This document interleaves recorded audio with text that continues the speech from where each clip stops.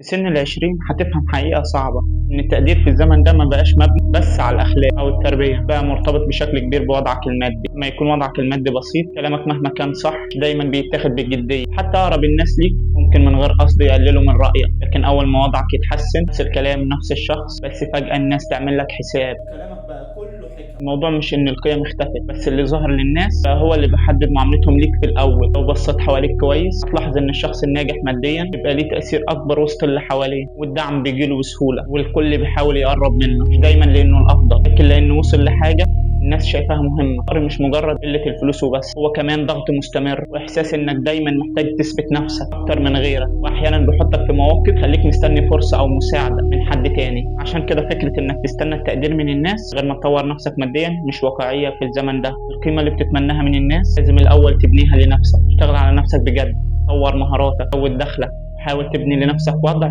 يخليك واقف ثابت وسط اي حد. مش الهدف ان الفلوس تبقى كل حاجه، لكن الحقيقه انها بقت وسيله اساسيه تديك حريه وقوه وتخلي ليك مكان وسط الناس. ابدا من دلوقتي علشان كل يوم بتاجله يزود المسافه بينك وبين المكان اللي تستحقه. ده كان مجرد راي، لو وصلت لحد هنا يبقى انت اكيد فاهم قيمه الكلام. متنساش تشترك في القناه، هدفنا نوصل 100,000 مشترك قبل نهايه السنه، ده فرق كبير.